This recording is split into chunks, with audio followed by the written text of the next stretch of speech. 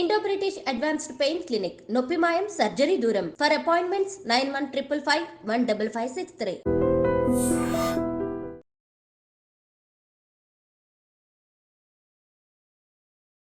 నమస్కారం, welcome to I dream. ధర్మ మార్గం విత్ విజిత కార్యక్రమానికి స్వాగతం. ప్రస్తుతం మనతో పాటు ఉన్నారు ప్రముఖ ఆధ్యాత్మికవేత్త ప్రవీణ్ గొల్లమూడి గారు. ఇప్పుడు వారితో మాట్లాడి మరిన్ని విషయాలు తెలుసుకుందాం. నమస్కారం అండి. నమస్కారం అండి. చాలా వరకు పెద్దవాళ్ళు చెప్తూ ఉంటారు, కాశీ క్షేత్రానికి వెళ్తే మళ్ళీ తిరిగి రారు అని చెప్పి. ఒకవేళ వెళ్ళాలి అన్నా కూడా అన్నీ అయిపోయి, అంటే వాళ్ళ పిల్లల వివాహాలు అయిపోయి, మనవళ్ళు మనవరాళ్ళు అంతా వచ్చి వీళ్ళు ఒక మంచి వృద్ధ వయసులోకి వచ్చిన తర్వాతే వెళ్ళాలి అని చెప్పి కూడా చెప్తూ ఉంటారు. కానీ ఇప్పటి పరిస్థితుల్లో చూస్తే ప్రతి ఒక్కరు వెళ్తున్నారు, వస్తున్నారు, అదంతా ఏం లేదు. ఇది వాళ్ళు ఏ ఉద్దేశంతో చెప్పారో మనకు తెలియదు. వెళ్ళడం ఒక ఎత్తు అయితే కాశీ గురించి, వెళ్ళిన తర్వాత అక్కడ మనం కాయో పండో ఏదో ఒకటి వదిలేసి రావాలి అని చెప్పి కూడా మళ్ళీ చెప్తూ ఉంటారు. నిజంగా అసలు వదిలేయాల్సింది ఏంటి? ఎందుకు వదిలేయాలి? కాశీకి వెళ్తే మనం ఈ తినే పదార్థాలని ఎందుకు చెప్తూ ఉంటారు దీని గురించి? ముఖ్యంగా అండి, కాశీ విషయంలో చెప్పినటువంటిది శాస్త్రం చెప్పిన పెద్దలు చెప్పిన ఏంటంటే, కాయాపేక్ష ఫలాపేక్ష ఈ రెండు పక్కన పెట్టాలి అనేటటువంటిది అక్కడ ఉన్నటువంటి కాన్సెప్ట్. ఈ కాయాపేక్ష అంటే కాయము అంటే శరీరము. Body is a water bubble. ఏ నిమిషాన ఏమైతుందో తెలియదు. ప్రతి ఒక్కడు ఏమనుకుంటాడంటే, నేను 70 ఏళ్ళు బతికి ఆ తర్వాత నాకు ఏదో రోగం వచ్చి నన్ను కొన్ని రోజులు ఇంటెన్సివ్ కేర్ యూనిట్లో పెట్టి నాకు తెలుస్తుంది పోయే ముందు, అప్పుడు కదా నేను పోయేది, చాలా టైం ఉంది, ఇప్పుడు అప్పుడే తొందర లేదనుకుంటా.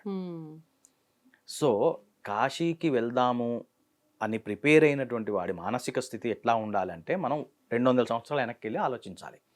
Wear there is no transport లేదు, రోడ్డు సౌకర్యం లేదు, రవాణా సౌకర్యం లేదు, వెళ్ళిన వాడు వస్తాడన్నటువంటి నమ్మకం కూడా లేదు. కాబట్టి కాశీకి వెళ్తే ఇంకంతే అనేటటువంటి పరిస్థితి ఆ రోజుల నుంచి ఆలోచించుకుంటూ రావాలి. అది పరిస్థితులను బట్టి అలా చెప్పేవారు అప్పట్లో. అవును.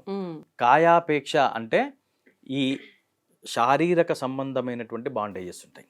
వీటన్నిటి మీద ఆపేక్ష తగ్గిన తర్వాత నువ్వు కాశీ గురించి ఆలోచన చేయి. నెంబర్ 1. నెంబర్ 2, ఫలాపేక్ష అంటే మనం ప్రతిదీ ఏ చిన్న పని చేయటానికైనా సరే, ఇది చేస్తే నాకేంటి, ఇది చేస్తే నాకేంటి. అందుకే ఆనాడే గీతలో చెప్పాడు స్వామివారు, కర్మణ్యేవా అధికారస్తే. అరే నీకు కర్మ చేయటం నందు మాత్రమే అధికారం ఉందిరా, దాని రిజల్ట్ మీద నీకు లేదు. దీనికి మీరు చూడండి, వచ్చి ఆ వారణాసికి కరెక్ట్ లింక్. ఫలాపేక్ష వదిలేసేయి. ఇప్పుడు నేను కాశీకి వెళ్తాను వస్తాను అయితే నాకేంటి, అది అడగొద్దు నువ్వు. ఆ రకమైనటువంటి స్థాయిలో ఉన్నవాడు కాశీకి పోవటం వేస్ట్. అక్కడికి చేరిన తర్వాత కేవలము నీ ధ్యాస అనేటటువంటిది పరమేశ్వరుడు పైన మాత్రమే మనస్సు లగ్నమై ఉండాలి. అంటే మీరు చెప్పేది, ఎంతసేపు భగవంతుడి దగ్గరికి వెళ్తున్నాం అనగానే ఏదైనా కోరిక నెరవేరటానికి, ఏదైనా అనుకున్న పని జరగటానికి, ఏదైనా ఇబ్బంది ఉంటే దాని నుంచి బయటపడడానికే ఆలోచిస్తుంటాం. ఇవన్నీ ఏం పెట్టుకోకుండా భగవంతుడి మీద భక్తితో వెళ్ళాలి అని చెప్తున్నారా? శరణాగతి ఒకటి. 2, ఈ అనుబంధాల మీద ఉన్నటువంటి మమకారం ఏదైతే ఉందో అదంతా తగ్గించుకోవటానికి మీరన్నది వేరు. రకరకాల క్షేత్రాల్లో మీకు కామికాలు తీరుతాయి, కానీ కాశీ విషయం వచ్చేసరికి అది వేరు. కాశీ వ్యవహారమే వేరు. కాబట్టి మనం చాలా చిన్నవాడికి కూడా అర్థం అవ్వాలని చెప్పేసి, అంటే అక్షరాస్యత లేని వాళ్ళకు కూడా అలవాటు అవ్వాలని చెప్పి ఏదో ఒకటి వదిలిపెట్టాలి. అంటే దాన్ని ఎట్ట మొదలు పెట్టాలి వాడికి అర్థం కావాలి కదా. అందుకోసమనే వంకాయ వదిలేస్తాడు ఒకడు, మామిడి పండు వదిలేస్తాడు ఇంకొకడు. అక్కడి నుంచి మొదలెట్టారు. ఇందులో స్థాయిలు ఉంటాయండి. ఇప్పుడు పండితుడు ఆలోచించే స్థాయి ఒకటి. ఇప్పుడు చాలా మంది ఏంటంటారు, వడ్డం చేసేస్తూ ఉంటాం మనము, వంకాయ కూర నేను తిన్ను కాశీలో వదిలిపెట్టేసాను. వీడిని చూసి నవ్వకూడదు యాక్చువల్గా. ఎందుకంటే వీడి స్థాయి అంతే, వీడికి అక్కడి వరకు ఆలోచించగలుగుతున్నాడు కదా. ఇట్లాంటివి చేయగా అసలు పండితుల లోకం ఏం చెప్పిందో, అసలు శాస్త్రం ఏం చెప్పిందో అక్కడ దాకా వెళ్తాడు స్లోగా. ఇది చేస్తూ ఉంటే బాగా ఇష్టమైంది వదిలిపెడితే నీకు నీ మీద ఇంద్రియ నిగ్రహంతో నీ మీద కంట్రోల్ వస్తుంది నీకు. అట్లాగే ఫలాపేక్ష, పండు కూడా ఫల అంటే అసలైతే రిజల్ట్. కర్మ చేస్తే దాని వల్ల రిజల్ట్ ఏంటి అనేటటువంటి దాంట్లో నుంచి బయటికి వచ్చి, ఇది ఏం చేశారు, దీన్ని ఫల అంటే పండుగ ఏదైనా పండు వదిలిపెట్టరా అన్నారు. అంటే అవి చేయలేని స్థాయిలో ఉన్న వాళ్ళకి ఇది ఓకే. వీడిని చూసి నవ్వకూడదు మనం. ఆ.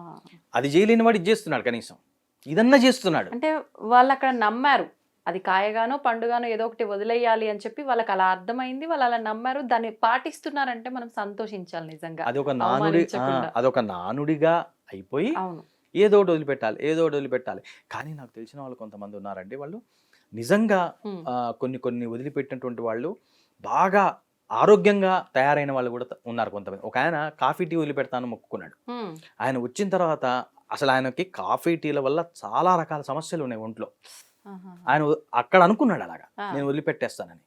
అంటే దాని మీద ఆపేక్ష వదిలిపెట్టేశాడు. వచ్చిన తర్వాత ఎసిడిటీ పోయింది, ఆ బ్లౌటింగ్ సెన్సేషన్స్ పోయినాయి, రకరకాలుగా ఆయన లాభపడ్డాడు.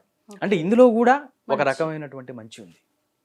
కాబట్టి భక్తిలోకి ఎంటర్ అవటమేనండి, ప్రతి మెట్టులో ఒక మంచి ఉంటుంది. ఆ పై ఉన్నవాడే గొప్ప అనుకోకూడదు, ఇక్కడ మొదలెట్టిన వాడు కూడా గొప్పే. అట్లా అని చెప్పేసి మూర్ఖత్వం పనికిరాదు, ఆర్భాటం పనికిరాదు. ఇవన్నీ చూడండి, ఇందులో ఏ ఆర్భాటం ఉంది? ఇది మానసికమైనటువంటి కంట్రోలింగ్. అంతే, మనం ఇంతవరకే ఆలోచించాలి. మనం నిజంగా వదలాల్సింది కాయో పండో కాదు, మీరు చెప్పినట్టుగా ఫలాపేక్ష. మనం అక్కడ వెళ్ళాల్సింది భక్తితో మాత్రమే. వదిలేయాల్సింది మనలో ఉన్న ఏదైనా చెడు అలవాట్లు ఆలోచనలు ఉంటే అవి తీసేసుకొని రావాలంతే, అవి తీయటానికే వెళ్ళాలి. ఇప్పుడు ఇంత తెలిసిన తర్వాత ఆల్రెడీ ఎన్నో వందల సంవత్సరాల నుంచి పెద్దవాళ్ళు ఈ పండు వదలటమో కాయ వదలటమో ఆచరిస్తున్నారు కాబట్టి ఇప్పుడు నాలాంటి వాళ్ళం వెళ్ళామే అనుకోండి, ఒక చిన్న సంకోచం ఉంటుంది. అరే ఇది నిజం కాకపోయినా కూడా మొన్న ఏమో గురుగారు ఇలా చెప్పారు, ఇది నిజం కాదు, అయినా మా పెద్దలంతా ఇలా ఆచరిస్తున్నారు, మరి నేను ఇప్పుడు వదలాలా వద్దా, ఈ సందేహం ఉంటుంది కదండి చాలా మందిలో. నీ మానసిక స్థాయిని నువ్వు తగ్గించుకోవద్దు, నేను చెప్పానని లేకపోతే ఇంకో గురువు చెప్పాడని. నిజమైన గురువు మనస్సాక్షి అండి యాక్చువల్గా. ఎందుకంటే నేను ఒక విషయం గురించి మాట్లాడటం మొదలు పెడితే నా స్థాయిలోనే నేను మాట్లాడతాను, కానీ నీకు పరిపక్వత వస్తే నీ స్థాయి నాకన్నా పైకి వెళ్ళిపోతుండొచ్చు. కాబట్టి ఆచారాన్ని పాటిస్తూనే మళ్ళీ నీ లోపల ఉన్నటువంటి వాడు ఉంటాడు కదా, వాడు లోపల ఉన్నాడు అసలైన వాడు, వాడు చెప్పే దానికి కూడా మనం ఇంపార్టెన్స్ ఇచ్చి అవసరమైతే 2 లేదా కేవలం మనస్సాక్షిని పట్టుకొని ముందుకెళ్ళిపోవాలి. అది నిజమైన సాధకుడు చేసే పని. ఓకే, ఇప్పుడు మామూలుగా కాశీకి వెళ్తే మనం మాట్లాడుకున్న టాపిక్ అయితే ఈ కాయో పండో వదలటం గురించి. సాధారణంగా కాశీకి వెళ్ళాలి అనగానే కొన్ని ఆలయాల్లో ఉంటుంది, అక్కడికి వెళ్తే ఇది మొదటగా దర్శనం చేసుకోవాలి, ఈ ఆలయ సాంప్రదాయం ఇలా ఉంది, అలాంటి నియమాలు కట్టుబాట్లు కాశీ గురించి చెప్పాలంటే ఏం చెప్పొచ్చు? కాలభైరవుడి గురించి విశేషంగా చెప్తారు, అట్లాగే వారాహిదేవి గురించి కూడా విశేషంగా చెప్తూ ఉంటారు. అయితే ముఖ్యంగా ఎక్కడికైనానండి, ఏ క్షేత్రానికి వెళ్ళినా మొట్టమొదలు మనం చేయవలసింది ఏంటంటే, దేవతలు అందరిలో ఉన్నటువంటి శక్తి ఒక్కటే, నియమితమైనటువంటి శక్తి ప్రకారంగా ఉపదేవతలు ఏర్పడ్డారు. మహాదేవత అక్కడ శివుడైతే ఉపదేవతలు వీళ్ళందరూ స్వామివారి యొక్క సేవకులు. మనకి దేవతలు, ఆయనకి సేవకులు అన్నమాట. కాబట్టి ఇందులో మళ్ళీ నియమాలు పెట్టుకొని మళ్ళీ దీనంతా స్ట్రెస్ చేసుకొని ఇక్కడ తర్వాతనే అక్కడ కదా, అక్కడ తర్వాతనే ఇక్కడ కదా, ఈ గందరగోళం కన్నా కూడా మనకు వీలును బట్టి, వెసులుబాటును బట్టి, అక్కడ ఉన్నటువంటి రష్ను బట్టి దాన్ని చక్కగా ప్లాన్ చేసుకుని వెళ్ళిన ప్రతి చోట దైవనామస్మరణ చేయటం ముఖ్యమండి. కాశీ విశ్వనాథుడి దగ్గర కూర్చుంటే విశ్వనాథుడిని, కాలభైరవుడి దగ్గర నుంచే ఆదిశంకరాచార్య కాలభైరవ అష్టకం ఉంది, ఆ కాలభైరవ అష్టకం ఒక 11 సార్లు చదువుకోవటం. వెనకా ముందుల జంజాటంలో పడద్దు, ఆ జంజాటం అదంతా అది పెట్టుకుంటే అది స్ట్రెస్, అది దానివల్ల మనకు వచ్చేది ఏమీ లేదు. కాబట్టి నీ సాధన అక్కడికి వెళ్ళి నువ్వు ఏ సాధన చేయదలుచుకున్నావు అది చేయాలి. అక్కడేవో కొన్ని నియమాలు ఉంటాయి, చెప్పులు వేసుకోకూడదు, చెప్పులు వేసుకోవాలి, గంగా స్నానానికి నియమం ఉంటుంది, అవన్నీ శుచిగా పాటిస్తూనే మానసికంగా విశ్వనాథుడికి నువ్వు ఎప్పుడైతే కనెక్ట్ అవుతావో అక్కడికి వెళ్ళినటువంటి ఏదైతే ఉద్దేశం ఉందో అది కరెక్ట్గా నెరవేరుతుంది. ఓకే, మూఢనమ్మకాలు వెనక ముందులు నిజంగా మీరు అన్నట్టుగా ఇవన్నీ పక్కన పెట్టి ఇంత దూరం నుంచి అంత దూరం వెళ్ళాము అంటే ఎవరి కోసం? ఆయన కోసం, శివయ్య కోసం. అంతే, ఆయన్ని మనస్ఫూర్తిగా చూసుకొని కళ్ళ నిండా నింపేసుకొని గుండె నిండా నింపేసుకొని వస్తే అదే పెద్ద సంకల్పం, పెద్ద ఆనందం నిజంగా. ఐ డ్రీమ్స్ ద్వారా డివోటీస్ అందరికీ చెప్పేది ఏంటంటే, ఒక్క క్షేత్రానికి వెళ్ళొచ్చిన తర్వాత మళ్ళీ ఎప్పుడు ఆ క్షేత్రానికి వెళ్తామో తెలియదు. ఒక్కసారి మనసులో పెట్టుకొని వస్తే నిరంతరం చివరి రోజు దాకా మనసులో ఉండిపోయేట్టుగా దాన్ని అనుభవించి రావాలి. కాబట్టి ఆ రకమైనటువంటి భక్తి పెంచుకున్నప్పుడు మనకి పూజలో మన ఇంట్లోనే ఉంటాం, కళ్ళు మూసుకుంటాం, ఓం నమ శివాయ అంటుంటాం, గుర్తొస్తాడు. ఎవరు గుర్తొస్తారు? ఆస్ట్రాల్ లెవెల్లో వెళ్ళిపోతాడు, సూక్ష్మ శరీరం వెళ్ళిపోతుంది, ఎక్కడికి? విశ్వనాథుడి దగ్గరికి వెళ్ళిపోతుంది. నువ్వు ఒక్కసారి తలుచుకుంటే అరుణాచల శివుడిని ఒక్కసారి తలుచుకుంటే అరుణాచలం వెళ్ళిపోతుంది మనసు. కాబట్టి మానసిక ప్రయాణం కొన్ని వేల మైళ్ళు చేయొచ్చు. ఆ రకమైనటువంటి స్థాయి స్థితి భక్తుడికి ఉండాలి. ఇవన్నీ జరగాలంటే ఆ జ్ఞాపకాలని పదిలంగా మనసులో భద్రపరచుకొని రావాలి. అవును, కరెక్ట్గా చెప్పారు. సంతోషం అండి, చాలా చక్కగా వివరించారు. ధన్యవాదాలు. Thank you.